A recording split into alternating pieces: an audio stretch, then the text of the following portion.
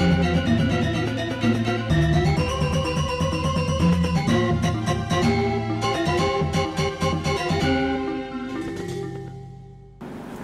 Swastiastu, pemirsa Bali TV dimanapun Anda berada, kembali saya Nyoman Winata, redaktur pelaksana harian Bali Pos, menjumpai Anda tentu saja dalam Bali Pos Talk.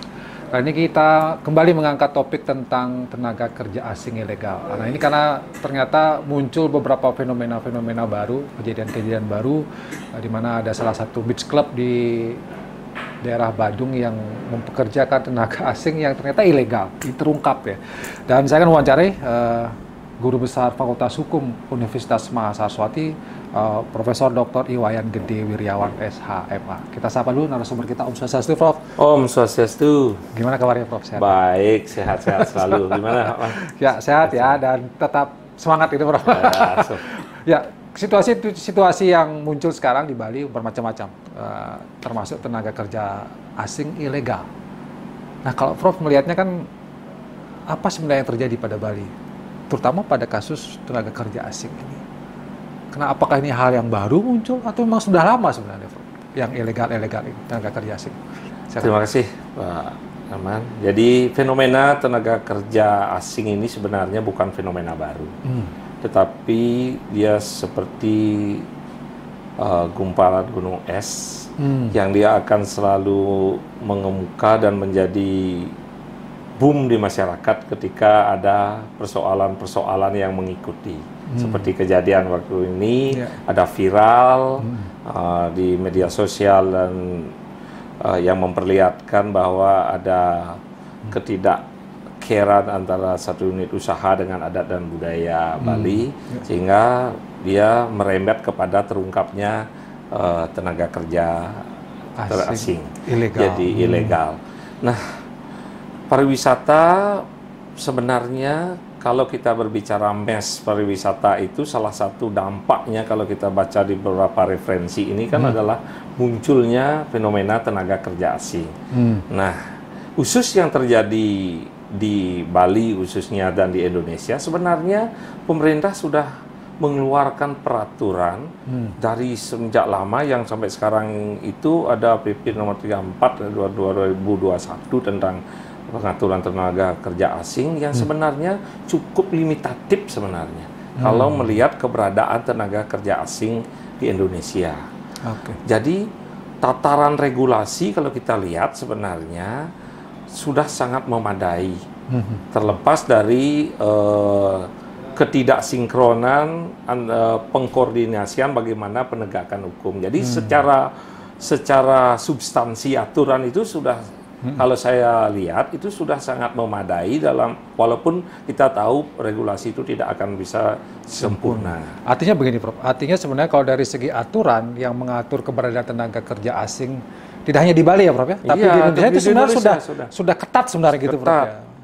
Dibandingkan negara-negara lain. Iya, gitu. kalau kita bandingkan dengan negara-negara lain, mungkin kita di Indonesia ini pengaturan tentang tenaga kerja asing dari aspek regulasinya, mungkin di Indonesia kalau kita lihat paling ketat. Paling ketat ya, Bro.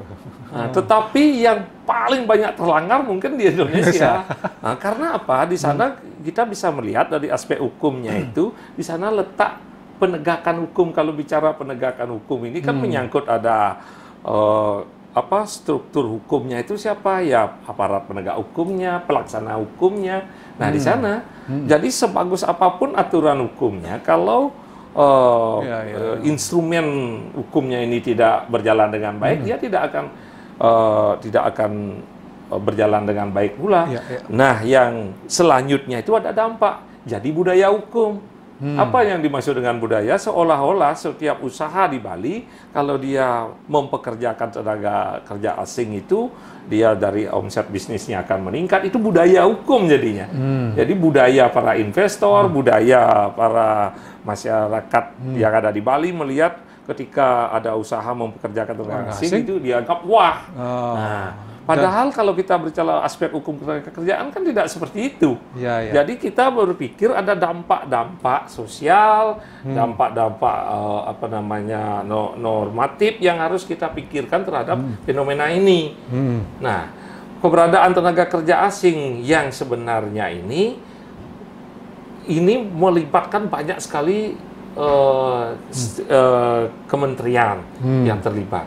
Nah, dari yang saya bilang itu menunjukkan apa sebenarnya ini? Ini menunjukkan bahwa saringannya, filterisasinya cukup ketat. Cukup ketat. Di sana ada Kementerian Hukum dan HAM yang ini berkait dengan visanya, imigrasinya. Dia ada Kementerian Perindustrian yang berkaitan dengan penanaman modal usahanya. Dia ada Kementerian Ketenagakerjaan itu sendiri. Nah, belum lagi ada pelibatan aparat penegak hukum seperti kepolisian. Kepolisian juga ya? Iya, karena ketika terjadi pelanggaran-pelanggaran itu kan tetap diberikan ruang kepolisian untuk melakukan penegakan hukum. Nah, persoalannya sekarang itu adalah di proses penegakan hukumnya sebenarnya. Nah, jadi makanya, penegakan hukum itu berarti bagaimana hukum ini diimplementasikan gitu ya. Kalau aturannya sudah oke tertulis ini Prof ya. Iya, tapi yang bagaimana mengeksekusinya dan ini yang kurang gitu. Itu yang saya lihat dalam proses penegakan kalau kita lihat penegakan pengaturan terhadap tenaga kerja asing. Nah, karena kita tahu kalau kita berbicara agak mendalam ini tentang filosofi hukum kan, hukum itu akan semakin susah ditegakkan ketika komponen peluang atau nilai-nilai ekonomis yang di dalamnya itu semakin besar, dia akan semakin susah ditegakkan karena dia tantangannya semakin tinggi di sana. Semakin tinggi ya? Hukum itu paling takut sebenarnya pada itu. Ini terjadi juga. Coba kalau kita lihat di hukum dan dalam fenomena hukum ketenagakerjaan itu yang paling banyak terjadi. Contoh berkaitan dengan tenaga kerja asing ini. Karena semua stakeholder sudah merasa diuntungkan dengan tenaga kerja asing, pengusaha diuntungkan karena omset meningkat. Brand dari usaha itu meningkat. Yang ketiga, budaya hukum masyarakat melihat wilayahnya itu banyak turis yang bekerja mengangkat derajat dari satu wilayahnya. Udah itu ada kepentingan ekonomis yang lain yang misalnya lebih menjanjikan dibanding penggunaan tenaga kerja lokal. Nah, di sana hukum itu akan semakin susah bergerak. Karena apa? Dia akan berhadapan dengan kepentingan non-hukum, kepentingan teknis. Artinya itu berarti hukum akan semakin besar peluangnya dilanggar gitu ya? Iya, besar sekali peluangnya. Diabaikan gitu ya? Diabaikan. Nah, itu. Makanya kalau kita berbicara konsep penegakan hukum tenaga kerja khusus untuk tenaga kerja asing ini, yang sangat dipentingkan adalah komitmen sebenarnya. Komitmen dari semua pihak. Karena apa? Masing-masing leading sektor instrumen dari pemerintah itu kan sudah memiliki tupoksi yang jelas kewenangan dalam rangka untuk memberikan pengaturan terhadap tenaga kerja asing. Kalau kita kembali ke implementasi bagaimana penegakan hukum, kalau dalam kasus tenaga kerja asing ilegal, instansi mana yang harusnya ya kalau tidak garda terdepan tapi paling tidak melakukan hal apa mereka supaya tenaga kerja asing ini lebih terkontrol, Prof, di Bali? Sebenarnya kalau pemerintah Indonesia ini dengan adanya Kementerian Ketenagakerjaan yang di bawahnya itu ada dinas-dinas terkait di daerah-daerah ini di daerah-daerah ada dinas ketenagakerjaan itu sebenarnya kan merupakan instrumen alat pemerintah yang sangat teknis di bidang ketenagakerjaan. Yang dalam tanda petik kita harus bisa memberikan pemahaman bahwa mereka harus tahu dari A sampai Z tentang situasi ketenagakerjaan di sana. Nah, kalau tahu dari A sampai Z tentang situasi ketenagaan di sana itu, mereka akan bisa melakukan pemetaan. Oh, kalau tenaga kerja asing, kenapa dia bisa bekerja di sini? Oh, berarti ada melanggar apa? Visa. Serahkan ke imigrasi. Nah, serahkan kepada departemen-departemen yang lain yang memang khusus menangani di bidang pelanggaran. Itu artinya Dinas Tenaga Kerja harus melakukan pengawasan dengan baik ya. Paling tidak melakukan pendataan dulu di setiap industri. Berapa ada tenaga kerja? Misalnya di hotel ya, kayak di Bandung kasusnya, misalnya di salah satu beach club ini ada berapa tenaga kerja kerja asing.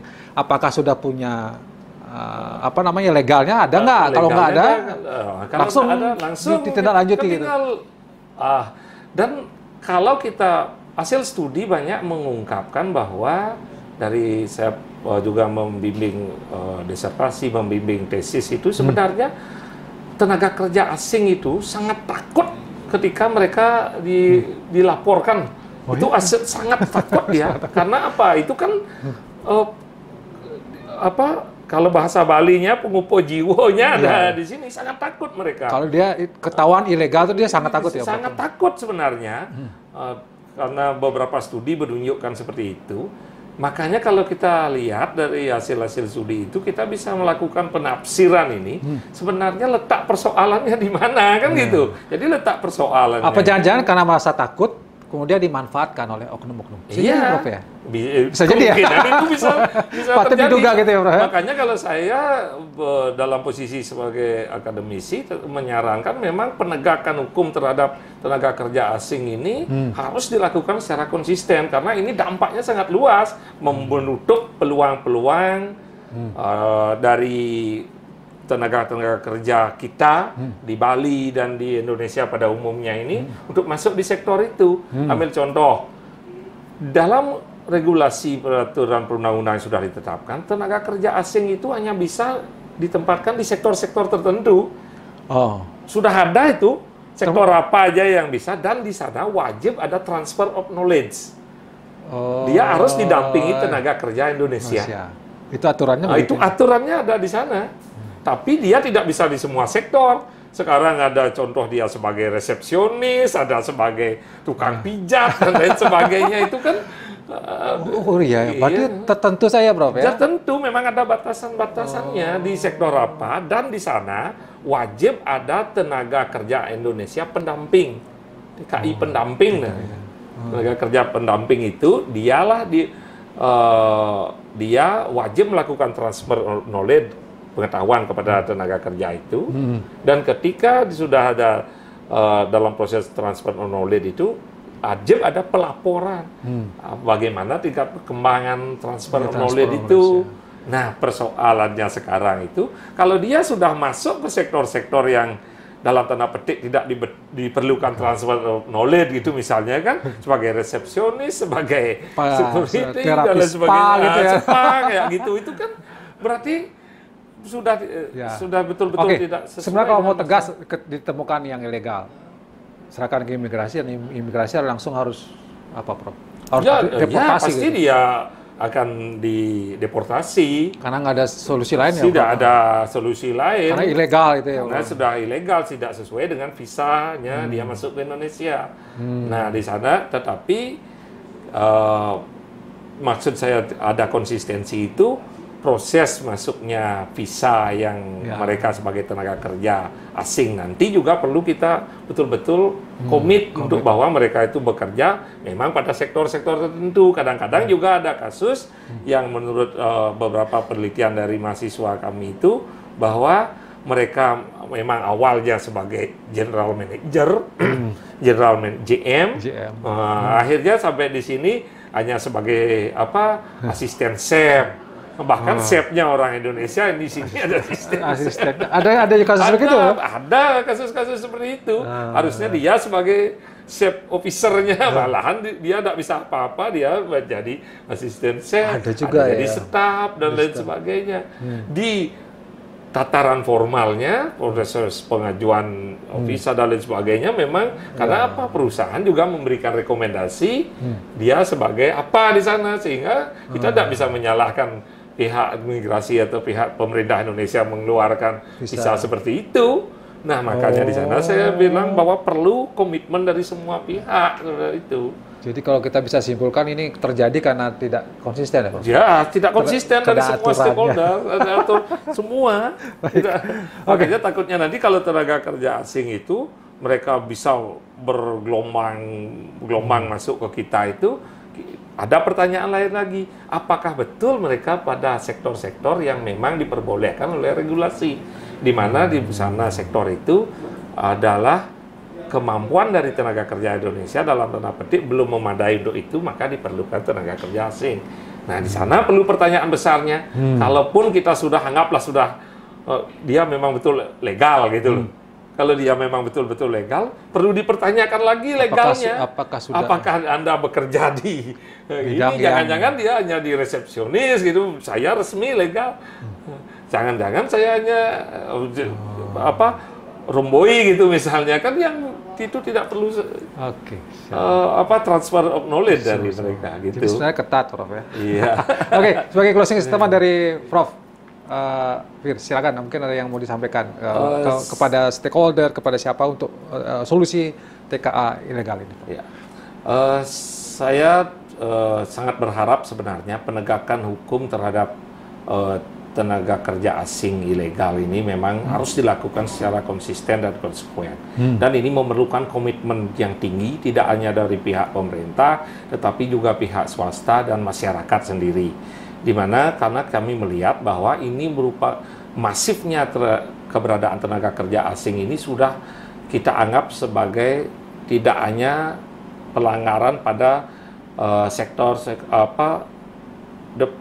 kementerian tertentu atau sektor-sektor pemerintah, tetapi ini merupakan persoalan yang sangat masif di mana penyelesaiannya itu penting kita libatkan semua stakeholder, badan usaha, pemerintah, dan masyarakat. Di mana kalau itu sudah memiliki satu komitmen yang kuat dalam penggunaan tenaga kerja asing ini, kami yakin bahwa keberadaan tenaga kerja asing di Indonesia dan khususnya di Bali itu akan memiliki manfaat karena keberadaan tenaga kerja asing menurut tataran regulasi kita itu sangat mulia memberikan transfer of knowledge kepada tenaga kerja Indonesia agar SDM Indonesia dan SDM Bali itu bisa meningkat.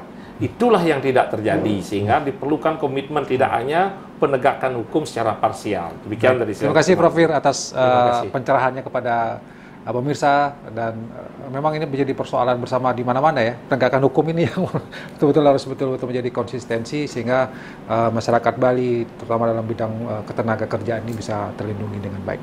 Demikian Bali Post Talk kali ini, saya ucapkan terima kasih atas perhatian Anda. Saya tutup dengan Romo Santi, Om Santi Santi Santi. Terima kasih, sampai jumpa.